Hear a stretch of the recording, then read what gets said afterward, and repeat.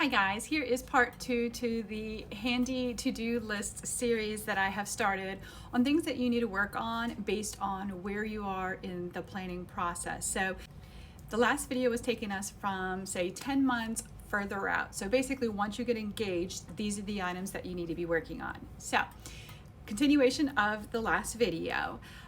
The next thing you need to be working on is determine the style of your wedding. And what I mean by that, it doesn't have to necessarily mean the aesthetic of it, which if you do know what you want with that, that is wonderful to have it this early in the planning process. But some things to think about. Do you want indoor? Do you want outdoor? Do you want black tie? Do you want rustic? So start getting kind of an idea of what it is that you're looking as the overall vision for your wedding. That will help you when you are choosing your vendors. So having that before you're working with the vendors is a great way to kind of be ahead of the game. Now the next thing, now it's not because it is what I am, but hire a wedding planner. I like to say that if you have to have, say, your car fixed, right? You're gonna go to a mechanic. You're gonna go to an expert in helping you fix or do what you need to do. It's the same when it comes to wedding planning. It doesn't matter if you are a DIY bride, it doesn't matter if you are type A personality, you're still going to be able to do all the things that you love. It's just having that person help you through the process. So they're going to keep you on track when it comes to budget. They're going to keep you on track when it comes to your timeline. They're going to make sure that when you need vendor referrals, you have the experience to know that, okay, this is somebody that is a professional, that, you know, is a great photographer, or whatever vendor you're looking for. They really are your person that helps you through that process. I can't stress that enough because I hear it all the time when somebody, like for instance, hires us. Oh, I wish I hired you earlier. It would have relieved all the stress that I had early in the process. So that is an important thing to do.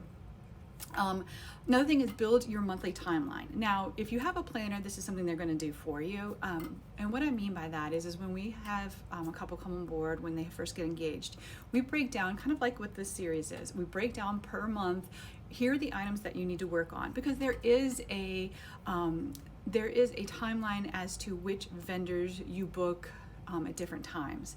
For example, if you have just gotten engaged, you might not want to speak to a caterer up front because you might pick a venue that has a caterer. So just knowing the order and who books up faster than others. For instance, a photographer might book up faster than, say, a florist who can do maybe a couple of weddings on a weekend. So just understanding which items to go, which vendors or items to work through, having that timeline makes a big difference.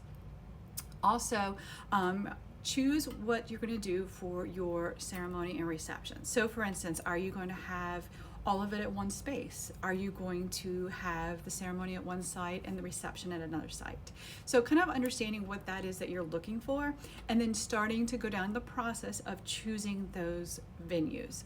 That is very important because the rest of the wedding's aesthetic and vendors are all going to be dependent upon where the wedding and reception are.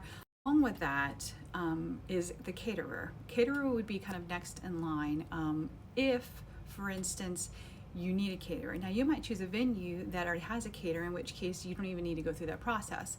In another video I'll talk about what are the items that you need to kind of know before you start talking to a caterer. But if your venue has it, great, you don't need to, you can kind of check that box.